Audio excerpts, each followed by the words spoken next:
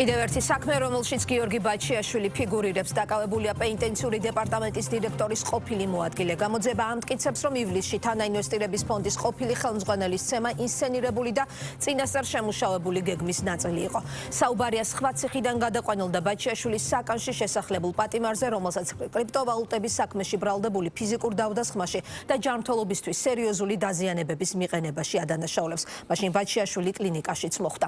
სუსის საგამოძიებო მასალების მიხედვით პენიტენციური დეპარტამენტის დირექტორის ყოფილი მოადგილე გიორგი ქემოკლიძე გიორგი ბაჩიაშვილთან წინასწარ შეთანხმებული იყო და მისივე დავალებით მოხდა პატიმრის შესახლების შემდეგ ბაჩიაშვილის საკნის ვიდეო სათვალთვალო კამერის გათიშვა. ყოფილ მაღალჩინოსან სამსახურებრივი უფლებამოსილების ბოროტად გამოყენებას ედავებიან. თანაინვესტირების ფონდის ყოფილი თავმჯდომარე სასჯელს გლდანის მერვე დაწესებულებაში იხდის. 2 დღის წინ ამ ციხის ყოფილმა ხელმძღვანელმა თავი მოიკლა. საუბარია დავით გოგობერიშვილზე, რომელმაც ივლისის ინციდენტის შემდეგ თანამდებობა დატოვა. თათია ტაბეშაძე არკვევს დეტალებს, ის ახლა პირდაპირ ეთერში გვერდება. თათია, უფრო კონკრეტულად რას ამბობს სუსი? დიახ, თამთა, სუსის ბრიფინგის მოკლე შინაარსი არის ასეთი, რომ გიორგი ბაჩიაშვილმა საკუთარი თავის ცემა დაგეგმა თავადვე და მას ამ ყველაფერში ეხმარებოდა პენიტენციური დეპარტამენტის დირექტორის ყოფილი მოადგილე გიორგი ქემოკლიძე, რომელიც ახლა არის დაკავებული უფლებამოსილების ბოროტად გამოყენების ფაქტზე. მას ჯერჯერობით ბრალი არ წარდგენია, სავარაუდოდ ხვალ წარედგინება, რაც შეეხება უკვე მეტ დეტალს. სუსი ამბობს, რომ სქემა იყო ასეთი: გიორგი ქემოკლიძემ გიორგი ბაჩიაშვილთან წინასწარი შეთანხმების საფუძველზე მიმდინარე წლის ივლისში შეასახლა 2 პატიმარი, რომელთანაც ასევე გავლილი იყო ეს საკითხი და წინასწარი შეთანხმების საფუძველზე უნდა მომხდარიყო ცემის იმიტაცია, თუმცა ეს გეგმა იმ დროისთვის ჩაიშალა და უკვე ამოქმედდა სქემის მეორე ნაწილი, როგორც სუსი ამბობს, უკვე ივლისში ახალი პატიმარი შეასახლეს ბაჩიაშვილთან საკანში და როგორც გამოძიება ამბობს, ბაჩიაშვილი შევიდა მასთან კონფრონტაციაში, რასაც შემდეგში უკვე მოჰყვა მცირე ფიზიკური დაპირისპირება და ამის შემდეგ უკვე საჯარო სივრცეში გავრცელდა ინფორმაცია მედია საშუალებებით, მათ შორის რომ ბაჩიაშვილი იყო ნაცემი. სუსი ამბობს, რომ ბაჩიაშვილს ეს აწყობდა თავად იმისთვის, რომ გამოეყენებინა შემდეგ უკვე ცემა მის სასარგებლოდ, მათ შორის სტრასბურგის სასამართლოში. ჩვენთვის, როგორც უკვე გითხარით, უცნობია რას ფიქრობს უშუალოდ გიორგი ქემოკლიძე ამ ყველაფერთან დაკავშირებით, იქიდან გამომდინარე, რომ მას ჯერ ბრალი არ წარდგენია და სავარაუდოდ ამ ყველაფრის შესახებ ინფორმაციას ხვალ შევიტყობთ. ასევე არ ვიცით ბაჩიაშვილის პოზიცია და სავარაუდოდ მათი პოზიციაც ხვალ გავრცელდება. რა მტკიცებულებები არსებობს საქმეში?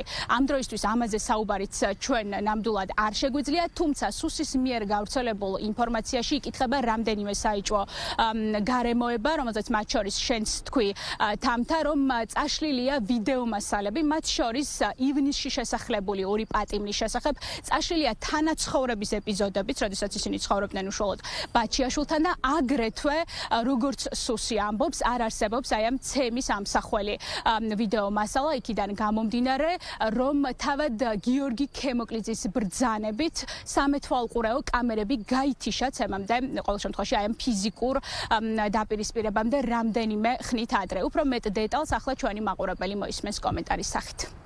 საქართველოს სახელმწიფო უსაფრთხოების სამსახურის ანტიკორუფციული სააგენტოს თანამშრომლების მიერ დაკავებულია სპეციალური პენიტენციური სამსახურის პენიტენციური დეპარტამენტის დირექტორის ყოფილი მოადგილე გქ.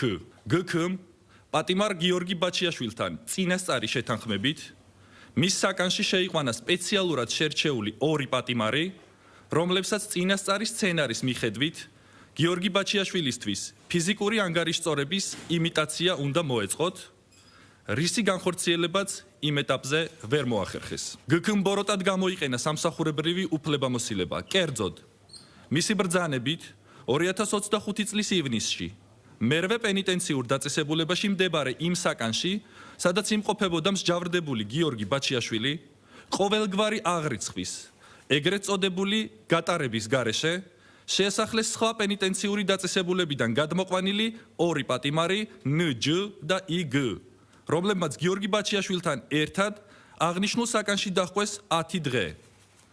გქ-ის ბრძანებით მოხდა საკნის შესასვლელი კარის სამეთვალყურეო კამერების გათიშვა, რათა არ დაფიქსირებულიყო ხსენებული პირების ბაჩიაშვილის საკანში შესვლა და გამოსვლა. ამ დრომდე არც GK-ს და არც გიორგი ბაჩიაშვილს, როგორც გამოძიებაში, ასევე საჯარო სივრცეში არსად დაუფიქსირებიათ ჩვენ მიერ ზემოთ ხსენებული ორი პატიმრის გიორგი ბაჩიაშვილთან ერთად საკანში ყოფნის ფაქტი.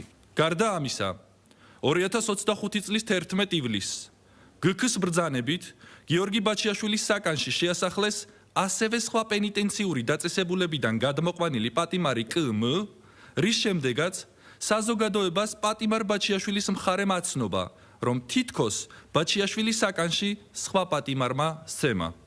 თუმცა, გამოძიებით, მათ შორის მოწმეთა ჩვენებებით დგინდება, რომ რეალურ ინციდენტამდე რამდენიმე საათით ადრე GK-ს ბრძანებით ბაჩიაშვილის საკნის სამეთვალყურეო კამერები გათიშეს, რათა არ მომხდარიყო ვიდეო ჩანაწერის გაკეთება.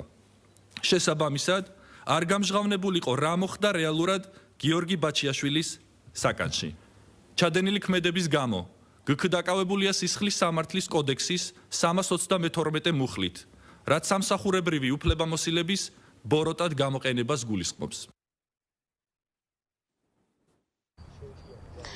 გიორგი ბაჩიაშვილი არის საკმაოდ რეზონანსული საქმის მსჯავრდებული. ზაფხულში გავრცელდა ინფორმაცია, რომ ის იყო ნაცემი და სწორედ აი ამ ცემის ამბავს ინსცენირებულად აცხადებს სახელმწიფო უსაფრთხოების სამსახური და სწორედ მასში მონაწილეობის და ხელშეწყობის ნაწილში არის დაკავებული გიორგი ქემოკლიძე, უფრო ზუსტად კი უფლებამოსილების ბოროტად გამოყენების მუხლით. აქვე გეტყვით, რომ ამ საქმემ იუსტიციის სამინისტროდან გადმოინაცვლა სახელმწიფო უსაფრთხოების სამსახურის ანტიკორუფციული დეპარტამენტში, იქიდან გამომდინარე, რომ უწყებებმა დაინახეს კორუფციული გარიგების ალბათობა.